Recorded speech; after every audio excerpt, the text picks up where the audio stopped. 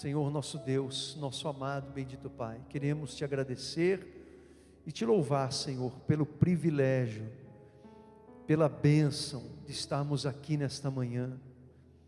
Quantas pessoas, Pai, gostariam de estar aqui e não podem, por tantos e tantos motivos, e o Senhor tem nos dado desta graça, nos concedido esta bênção. Obrigado, meu Deus. Obrigado por estar aqui, neste lugar, nessa atmosfera de fé, de adoração. O nosso coração se enche de alegria, Senhor. O Senhor já tem falado conosco neste culto, o Senhor já falou conosco de muitas maneiras. Oramos para que o Senhor continue falando conosco, pela ministração da Tua Palavra, e que ela vá de encontro às nossas necessidades, e que as nossas necessidades se encontrem com a Tua vontade e os Teus propósitos para a nossa vida. Fala conosco, com o Teu povo, com os que não Te conhecem. Cumpre em nós os Teus propósitos, Senhor, em nome de Jesus. E os que assim creem digam amém e graças a Deus. Amém, meus queridos? Estão com as Bíblias abertas aí em Marcos 6? Então continuem aí com a sua Bíblia aberta nesse texto. Marcos foi o primeiro evangelho a ser escrito dos 4 evangelhos, e Mateus e Lucas basearam o evangelho que escreveram neste evangelho aqui. Mas isso é apenas uma curiosidade, tá bom? É apenas uma curiosidade. O que nos interessa aqui nesta manhã, eu quero convidar você a uma introspecção, uma reflexão, e que o teu coração seja aquela boa terra que Jesus falou lá na parábola do semeador. Que o teu coração não seja para a palavra de Deus como um solo espinhoso é para a semente, como um solo pedregoso, nem aquela beira do caminho, né, que a ave vai e rouba a semente. Não, que o teu coração seja boa terra para a semente da palavra de Deus. Você pode dizer amém?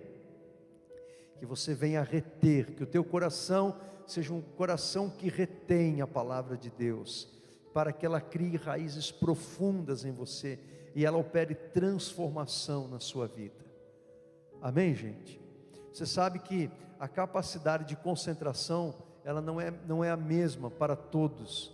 Algumas pessoas são super concentradas, elas conseguem prestar muita atenção no que elas estão ouvindo. Outras têm uma dificuldade de concentração grande.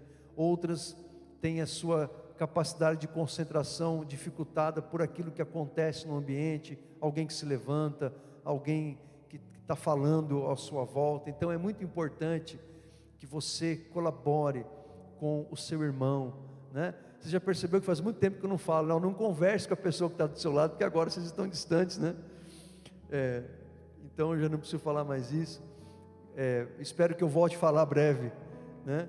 Que brevemente eu possa falar isso para você. Mas é assim que o Espírito Santo abençoe a sua capacidade de concentração, a sua capacidade de assimilação, não apenas intelectual, cognitiva, mas sobretudo a capacidade de absorver espiritualmente na alma, no coração, as verdades do Senhor. Amém? Certa vez Jesus perguntou para os seus discípulos. Jesus queria saber o que as pessoas estavam perguntando a respeito dele. Jesus, quando fez essa pergunta, ele não estava preocupado com a popularidade, com a fama, porque quando nós fazemos esse tipo de pergunta, talvez para nós mesmos, o que as pessoas estão falando de mim? Talvez a nossa preocupação seja a popularidade, a fama, a nossa reputação. Mas a preocupação de Jesus não era essa, porque aliás Jesus ele não tinha preocupação com fama, ele não tinha preocupação com sucesso, o sucesso do nosso ponto de vista humano. Quando Jesus fez essa pergunta, o que as pessoas estão falando a meu respeito, Jesus queria saber se as pessoas estavam tendo uma visão correta a respeito dele, como Messias prometido no Antigo Testamento para Israel, como descendente do rei Davi, da linhagem real de Davi, como o Salvador de todos os homens, de todas as pessoas. Então ele fez essa pergunta para os discípulos: o que estão falando ao meu respeito? E os discípulos então, sabedores do que estavam falando a respeito de Jesus, responderam para o Senhor: olha, Senhor, eles estão falando que o Senhor é um dos profetas que ressuscitou, estão dizendo que o Senhor é Isaías, Jeremias, Elias. Estavam todos redondamente enganados, como hoje em dia muitas pessoas estão redondamente enganadas a respeito de Jesus, né? Alguns dizem que Jesus, ele é um médium evoluído, né? Como foi Chico Xavier, né? Como foram tantos médiums, né? E a gente sabe que o espiritismo, ele é uma falácia espiritual. Com todo respeito, se há espíritas nos assistindo, se há algum espírita aqui nessa manhã, com todo respeito, mas o espiritismo e o evangelho, embora Chico Xavier tenha escrito o evangelho segundo o espiritismo, evangelho e espiritismo não se coadunam, não se misturam, porque Jesus, ele veio para morrer de uma só vez pelos nossos pecados. Então você não precisa se reencarnar, e você não precisa consultar mortos, porque eles são inconsultáveis. Eu não sei nem se essa palavra existe, mas inventei agora. Morto é inconsultável, não tem como você ter contato com o morto. Você tem contato com o Deus vivo, o Deus Todo-Poderoso, que é Jesus Cristo, nosso Senhor. Então Jesus não é um médium evoluído. Também confundem Jesus com Buda. Alguns dizem que Jesus, ele é uma espécie de Buda. Jesus não é uma espécie de Buda, porque Buda não pode salvar, e Jesus salva-nos dos nossos pecados, amém? Jesus não pode ser comparado com Maria. Os católicos colocam Maria e Jesus em pé de igualdade. Aliás, na teologia católica romana, na tradição católica, todos os atributos divinos de Jesus foram transferidos para Maria. O atributo da onisciência, o atributo de Jesus ser um sumo sacerdote, um mediador, né, aquele que intercede por nós, mas isso não está na Bíblia, isso é uma invenção da tradição romana.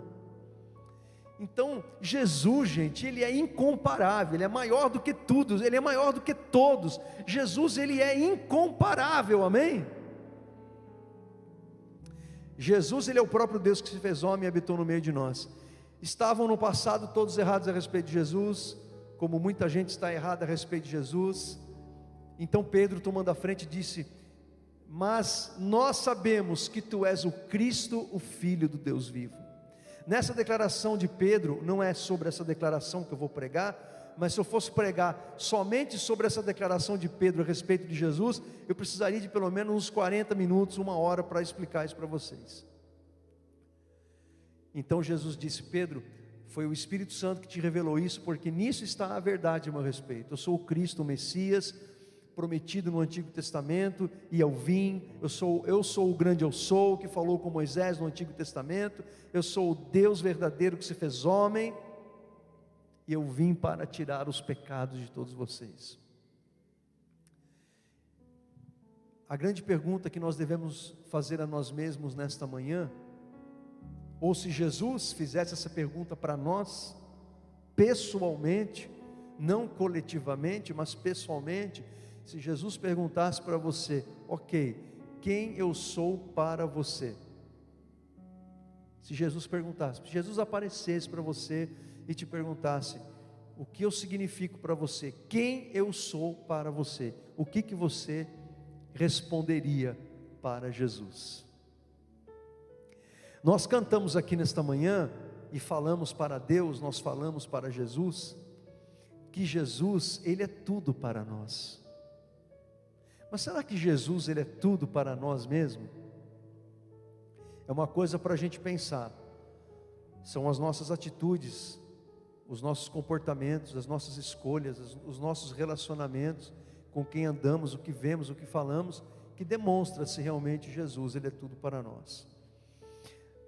Nesse capítulo 6 do Evangelho de Marcos, do Evangelho de Jesus segundo Marcos, nós temos um acontecimento extraordinário, e ele é tão extraordinário que ele foi descrito pelos 4 evangelistas, que é a primeira multiplicação de pães. Primeira, porque houve uma segunda multiplicação de pães e peixes.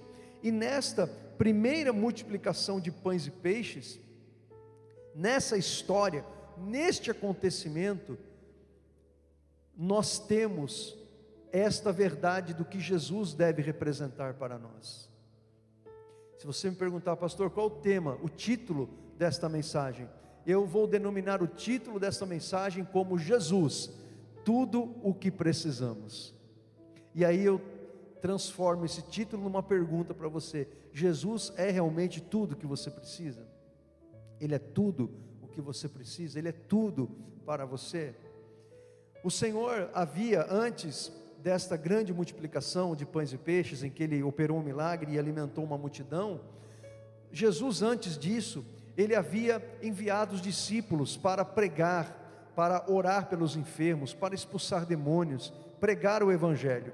E Jesus então os treinou, os preparou e os enviou. E aí os discípulos voltaram, trazendo o relatório de tudo que havia acontecido, de como eles tinham pregado o Evangelho, que eles haviam recebido de Jesus. Eles falaram para o Senhor como que eles tinham expulsado os demônios, curado os enfermos. Então Jesus, o que Jesus fez? Sabendo que eles estavam cansados, pegou os seus discípulos, entrou num barco no mar da Galileia e foi para o outro lado do mar, ou do lago da Galileia, ou do mar da Galileia. Ele foi para o outro lado, para a outra margem, porque Jesus tinha a intenção de descansar com seus discípulos e dar um descanso para os seus discípulos. Jesus, ele gostava de fazer isso, de estar sozinho com os 12, de estar a sós com ele, os momentos de descanso, os momentos de maior intimidade com seus amigos. Isso é muito importante. Nós precisamos ter momentos de pausas. Jesus, ele tinha pausas. Se Jesus, que era Deus, tinha pausas enquanto homem, imagina nós também precisamos de pausas. Então Jesus, ele foi para outra margem do mar da Galileia, e então, quando Jesus chegou lá, ele teve uma surpresa. Uma multidão de gente havia chegado primeiro do que eles. As pessoas foram uma falando para as outras: olha, Jesus entrou num barquinho, talvez ele vá para a outra margem. E uma foi falando para a outra, de repente eles se apressaram e chegaram primeiro do que Jesus lá do outro lado. Então, quando Jesus viu aquela multidão, se compadeceu delas. Então aqui nós temos a história que nós vamos caminhar juntos nela, tá bom? E extrair dessa história os motivos pelos quais nós entendemos que Jesus, ele é tudo para nós, ele é tudo para você, e que assim seja na sua vida, amém? Então, em primeiro lugar, Jesus é tudo o que precisamos, porque Ele se compadece das nossas necessidades. Jesus é tudo o que você precisa, porque Ele se compadece das suas necessidades.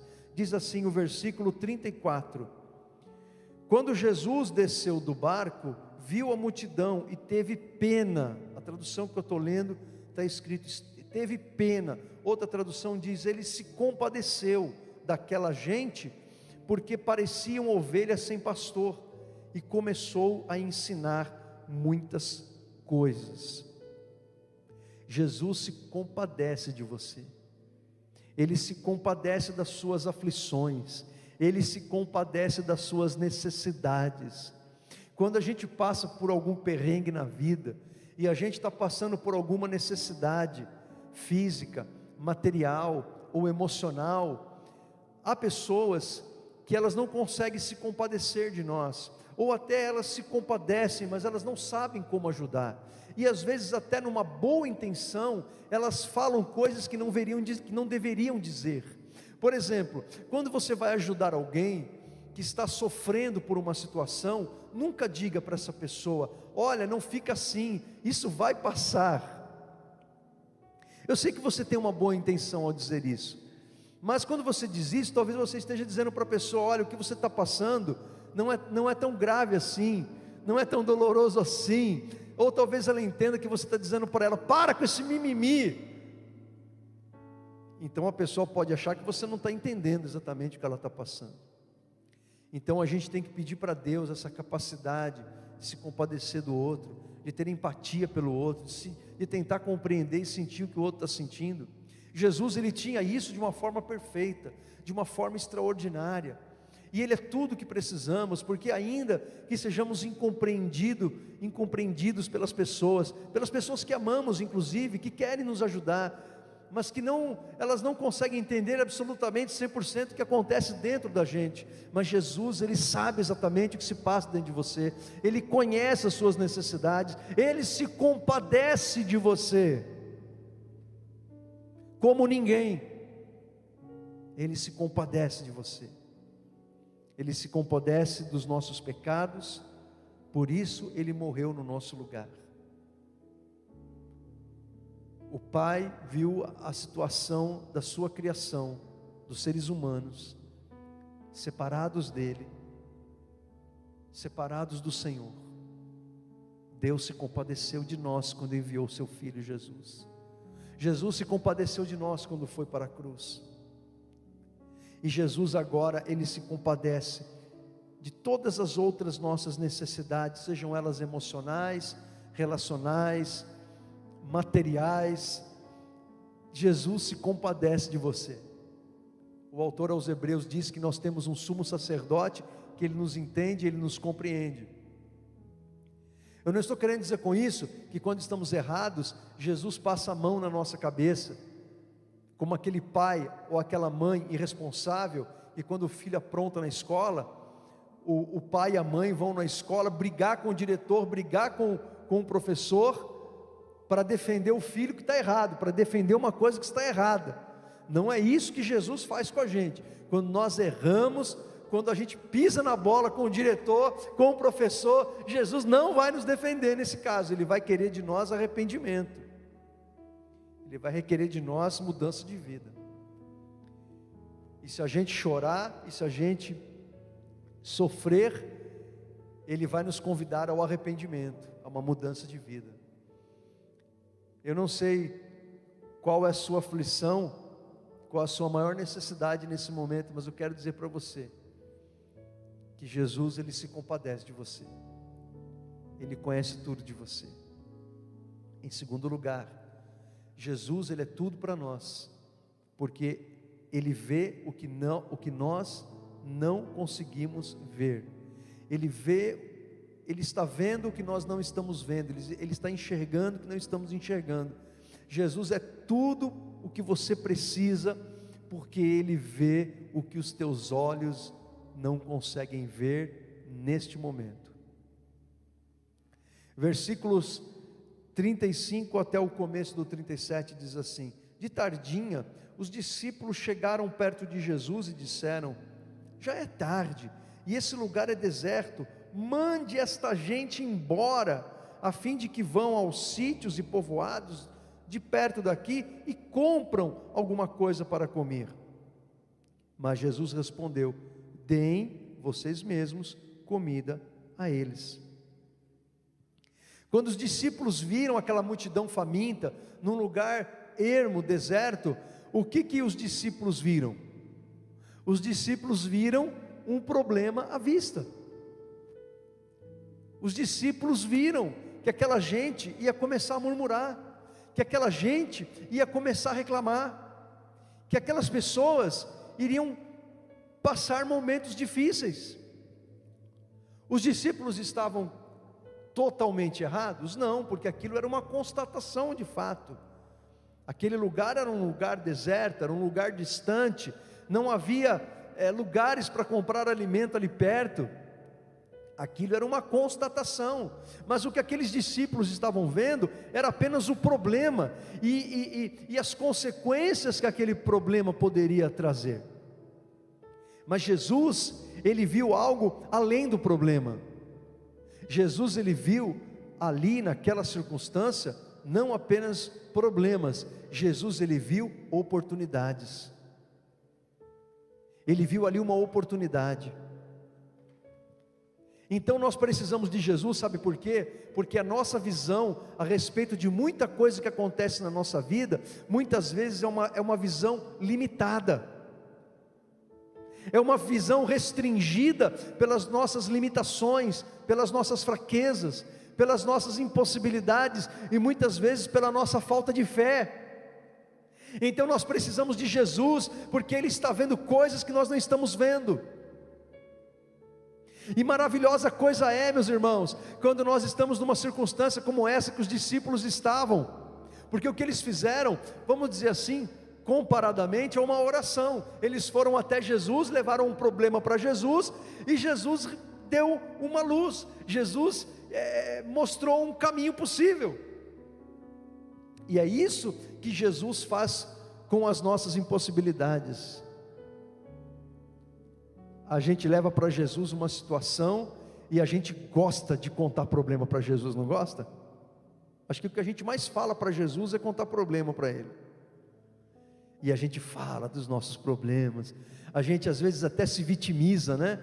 Diante de Deus, Senhor, o Senhor está vendo o que o outro está fazendo comigo.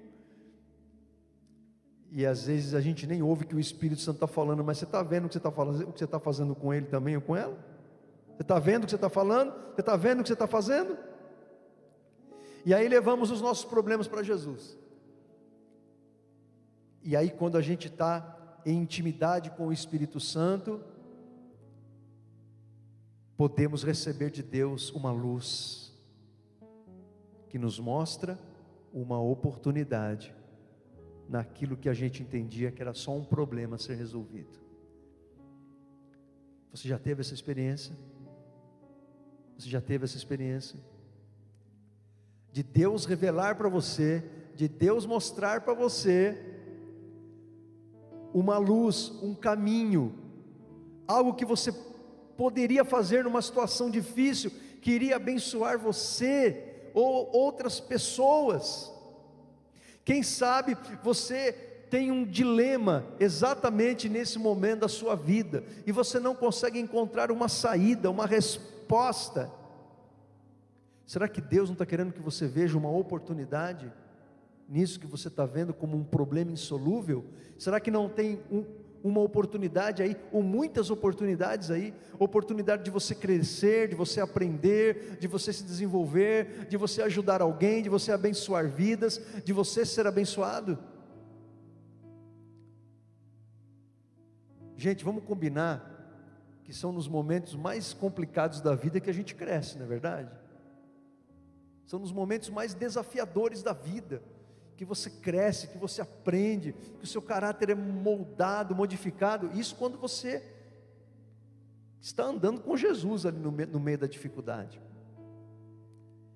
Então Jesus, Ele nos ajuda a olhar para os nossos problemas e encontrar neles oportunidades.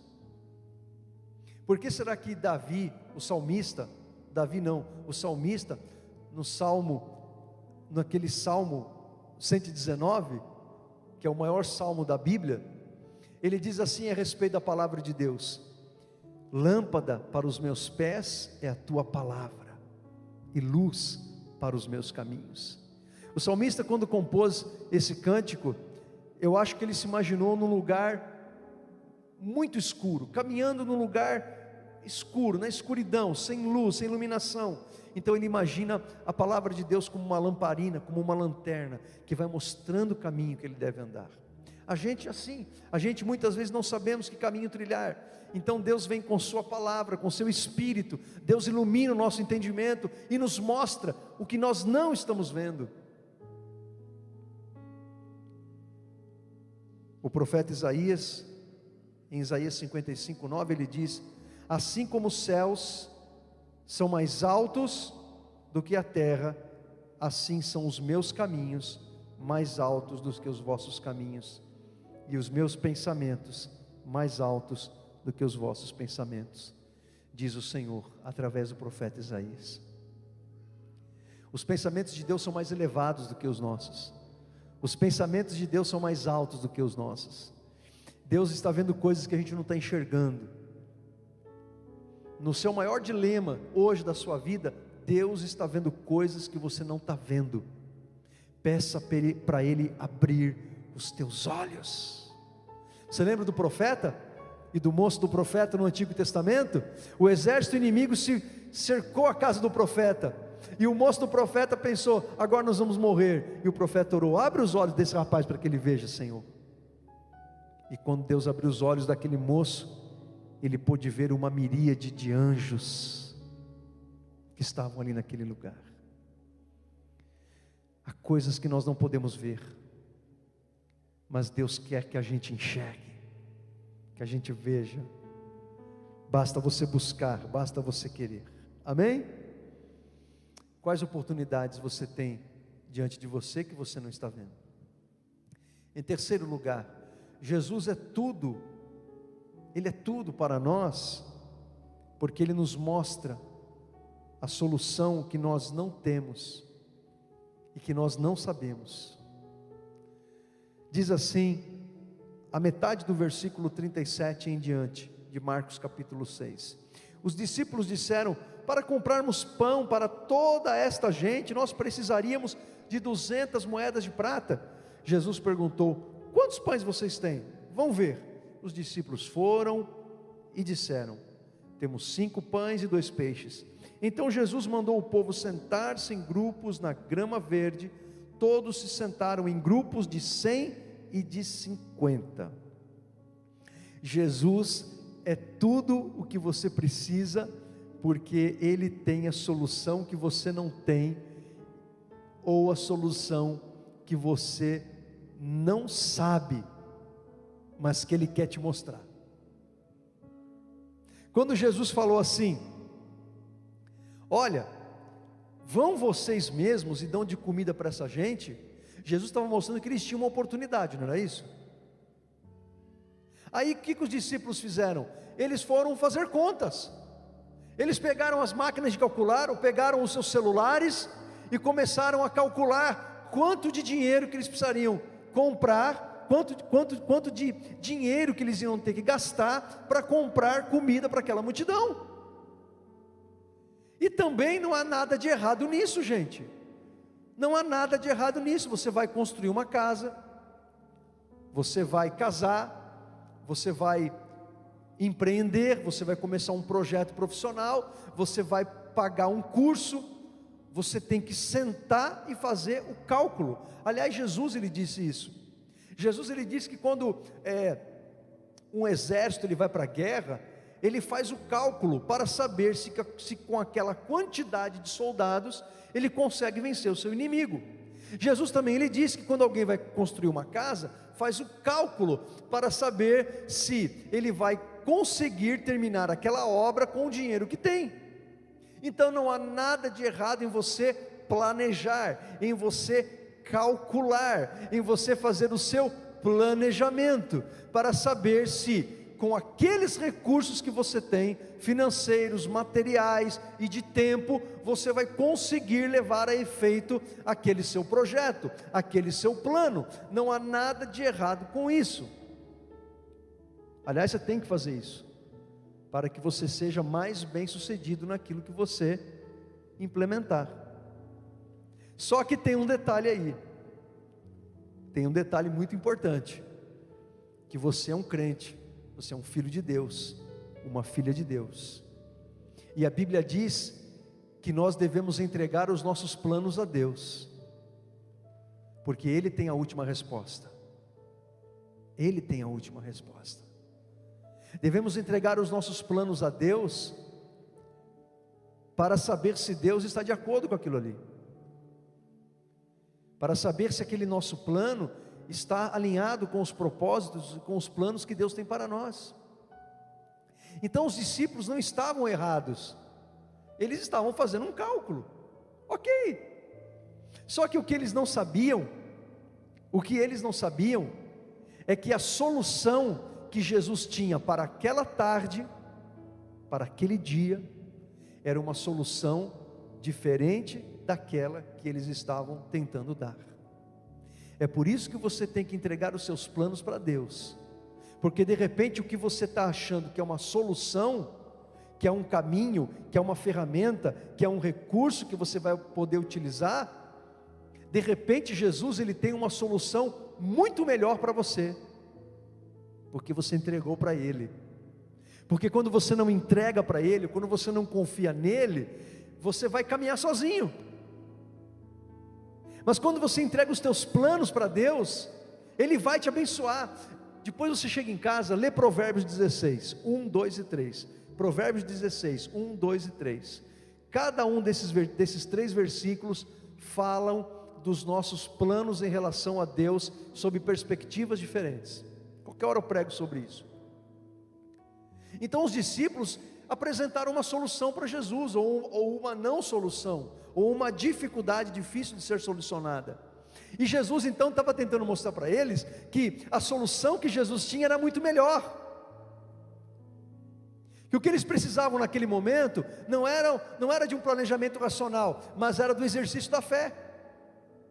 Porque às vezes é isso, às vezes o que Deus quer te ensinar é você agir muito mais pela fé do que pela razão. Jesus, Ele é tudo para você, porque Ele te dá uma solução, quando você não tem uma solução, ou quando você pensa que tem uma solução, mas a solução dele é melhor, amém? Gente, por quantas vezes, o que eu estou falando aqui, não é segredo para a maioria de vocês aqui, para a maioria de nós, e quanto mais tempo de caminhada com Jesus você tem, você vai concordar comigo. Você planejou algo, você colocou algo diante de Deus, você traçou um plano, e não foi nada daquilo que você planejou. Surgiram obstáculos no meio do caminho, surgiram dificuldades, mas ao fim você chegou lá. E aí você pode olhar para trás e ver o quanto Deus te abençoou, o quanto Ele te ajudou, quantas experiências tremendas você teve com Deus, o quanto que Ele ensinou você a ser mais humilde, mais experiente, mais dependente dEle, mais crente, mais fiel. Não é assim?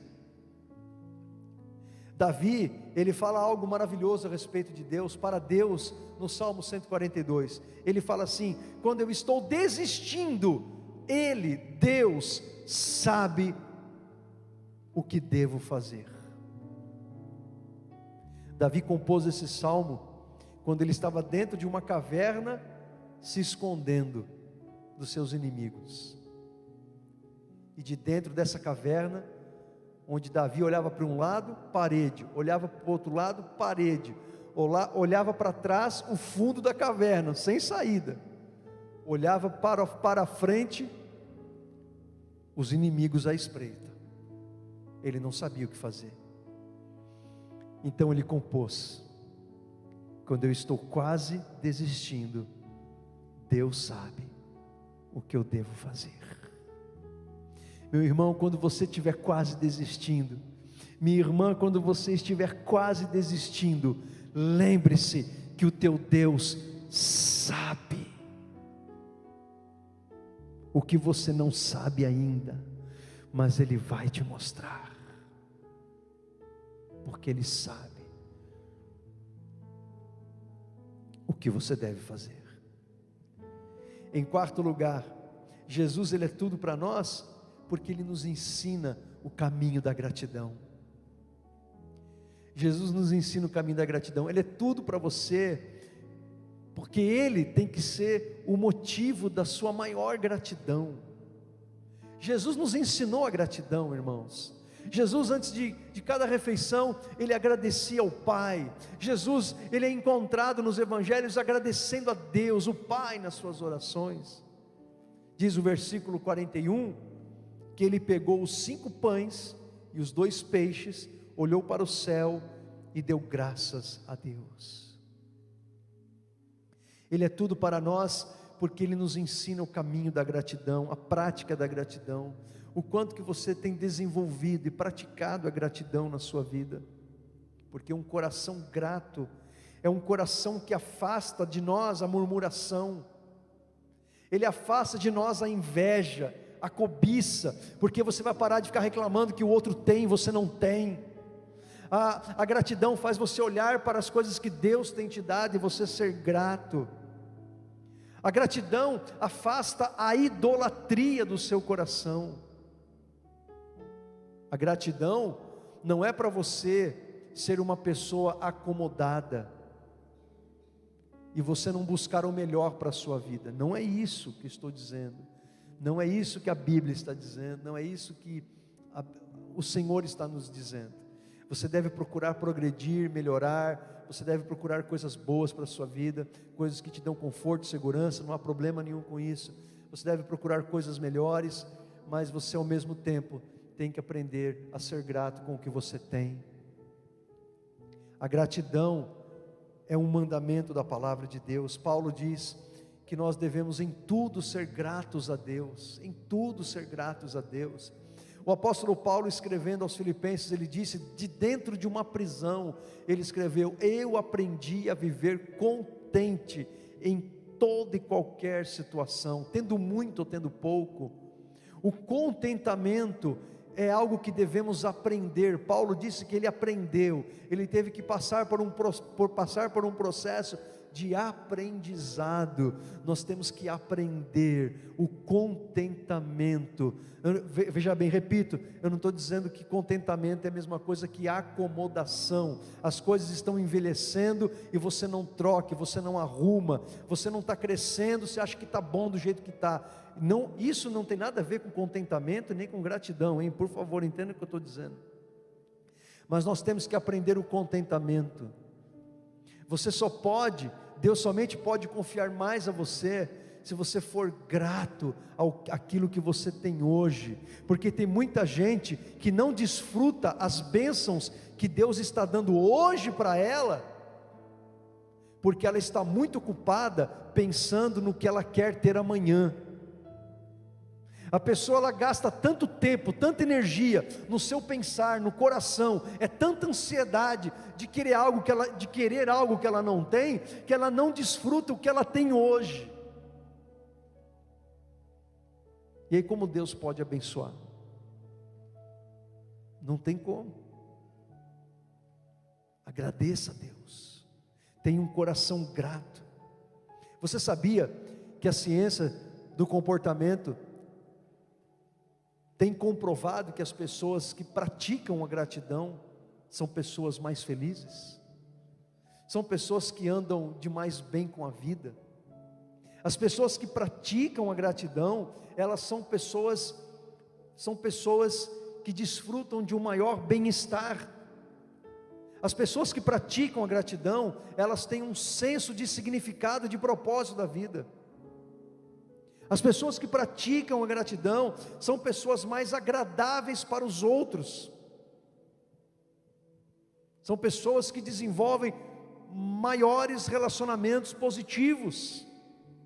Mas é óbvio, imagine você conviver com alguém que está reclamando o tempo todo, 24 horas por dia. A vida da pessoa é uma eterna reclamação, a pessoa é um poço de murmuração. Quem que aguenta ficar ao lado de alguém assim?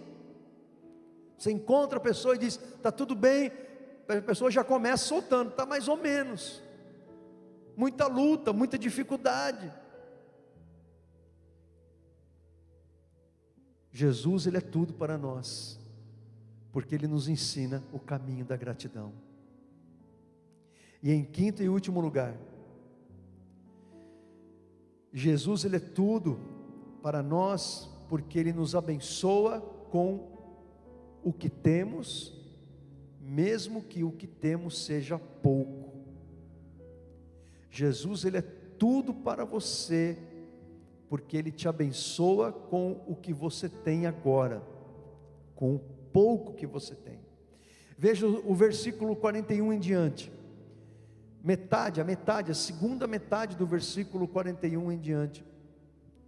Depois Jesus partiu os pães e os entregou aos discípulos, para que eles distribuíssem ao povo, e também dividiu os 2 peixes com todos.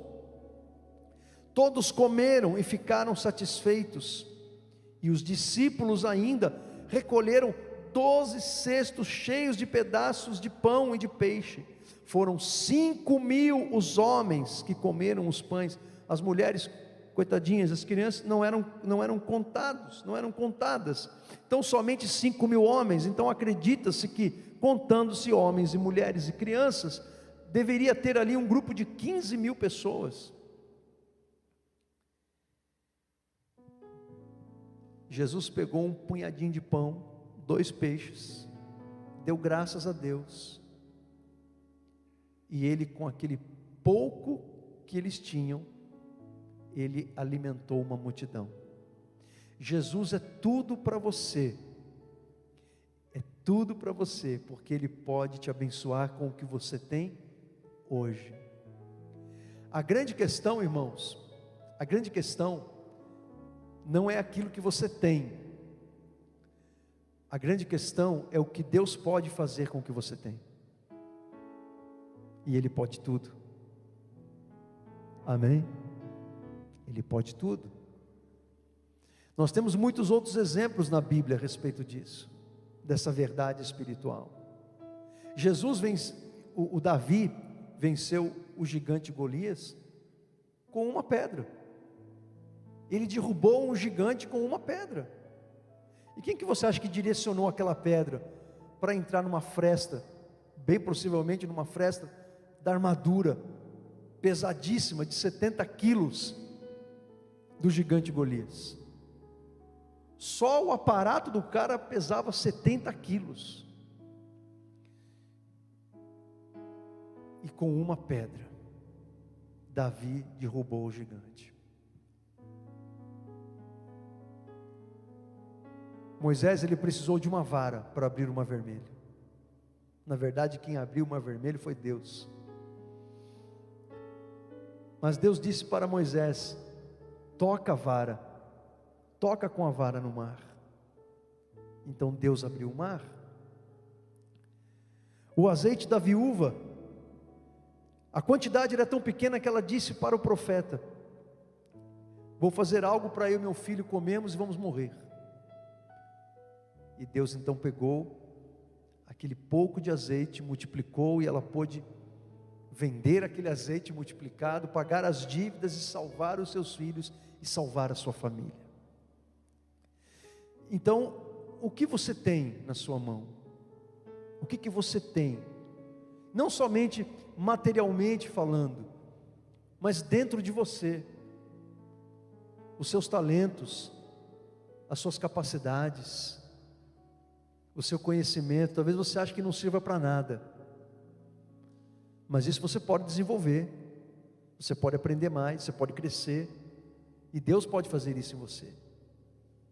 Talvez você olhe para você e você se menospreze pelo pouco que você tem, pelo pouco que você acha que é. Mas vamos lembrar o que Deus fala a nosso respeito. Ele diz que os pensamentos dele a nosso respeito são pensamentos de paz, de vida, de um futuro promissor.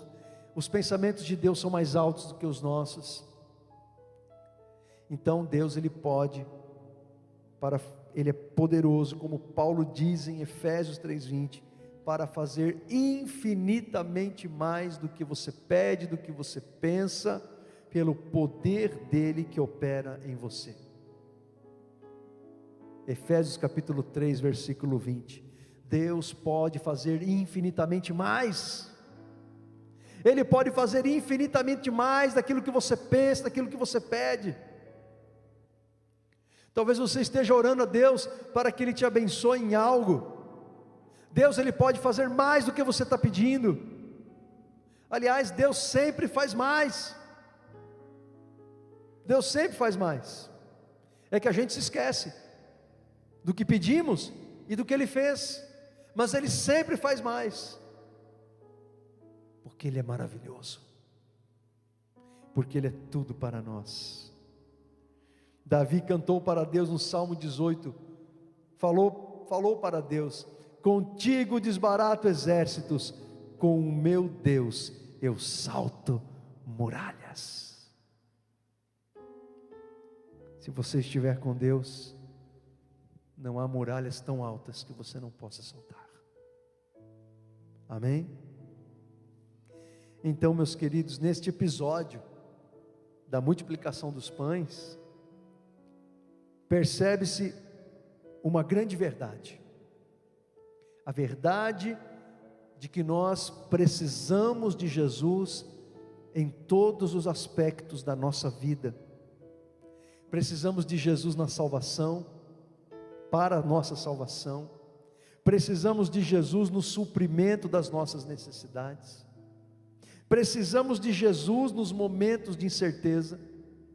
Precisamos de Jesus quando somos convidados a exercer e praticar a gratidão. Precisamos de Jesus nos fazendo prosperar com aquilo que temos em nossas mãos, ou com aquilo que nós temos em nós.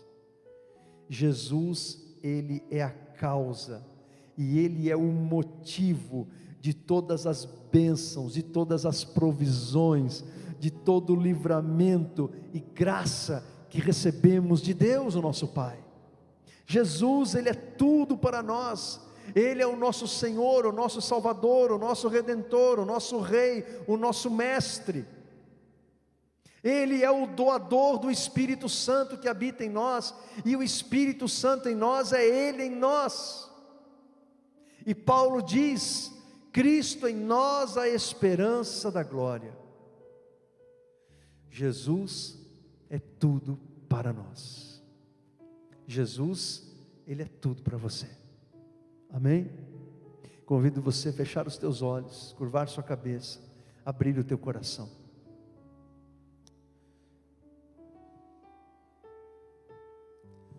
Meu querido irmão, minha querida irmã, nunca se esqueça de que Jesus é tudo o que você precisa. Muitas pessoas com quem você já andou na caminhada com Jesus abandonaram o Senhor. Muitas pessoas que você conhece deixaram Jesus.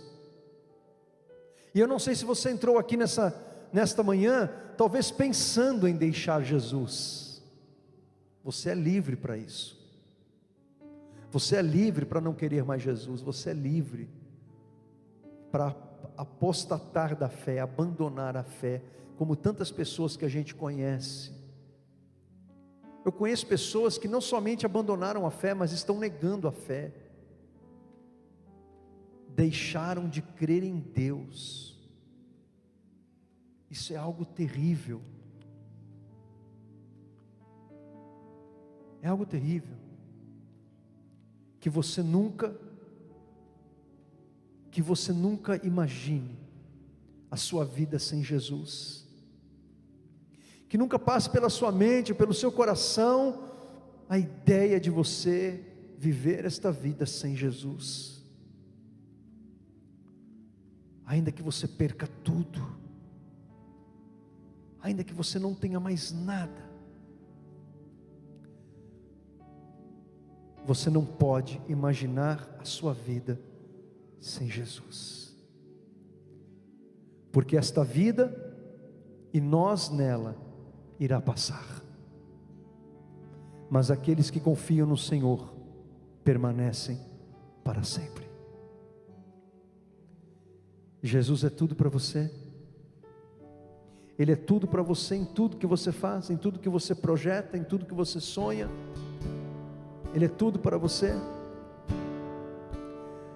Eu quero convidar você a falar com Deus nesse momento, a você colocar a tua vida diante de Deus e apresentar a Ele os seus dilemas, as suas dúvidas, entregar a Ele as suas necessidades, os seus problemas. Naquele dia, os discípulos levaram para Jesus problemas, dúvidas, dilemas, incertezas. Os discípulos levaram até Jesus a racionalidade humana, e Jesus respondeu com fé, Jesus respondeu com livramento, Jesus respondeu com poder, Jesus respondeu com direção, Jesus respondeu mostrando um caminho diferente, Jesus respondeu manifestando o milagre dele. E se você levar a Deus as suas questões, Ele vai responder assim para você também. Senhor meu Deus, nós entregamos a Ti os nossos dilemas, os nossos problemas, entregamos a Ti as nossas dúvidas, entregamos a Ti, Senhor, os nossos cálculos, e nós queremos de Ti, Senhor, e esperamos em Ti uma resposta, uma saída, um livramento, Senhor meu Deus, porque o Senhor é tudo para nós, porque sabemos que o Senhor vê o que não estamos vendo, o Senhor sabe o que não sabemos, o Senhor tem uma resposta e uma solução que nós não temos. Senhor, nós precisamos de Ti, Senhor Jesus. Olha para este homem, olha para esta mulher, fique de pé, meu irmão, fique de pé, minha irmã, clame a Deus agora, ore ao Senhor, entregue para Ele aquilo que você não pode, entregue para Ele aquilo que você não sabe, entregue para Ele aquilo que você não vê, entregue para Ele aquilo que você não pode fazer, mas Ele pode. Ele pode todas as coisas. Jesus disse: todo poder, toda autoridade me foi dada nos céus e na terra. Confie no Senhor, clame a Ele, busque a Ele. Meu Deus, envia o teu livramento, envia, Senhor, a tua resposta, envia, Senhor, o teu escape, envia, Senhor, a tua prosperidade, envia, Senhor, o teu milagre. Como o Senhor abençoou aquela multidão naquele dia, como o Senhor ensinou algo aos discípulos naquele dia, ensina-nos nesse dia também, Senhor. Abre os nossos olhos, faz-nos ver o que não estamos vendo, faz-nos enxergar o que nós não estamos enxergando. Revela-nos, Senhor, a tua solução, mostra-nos a tua provisão, envia, Senhor, o teu milagre, a tua bênção, em nome de Jesus. Para aqueles que estão aqui nesta manhã, para aqueles que estão nas suas casas, Senhor, em nome de Jesus, abençoa, abençoa, abençoa, meu Deus, em nome de Jesus. Vamos adorá-lo de todo o nosso coração, amém, irmãos?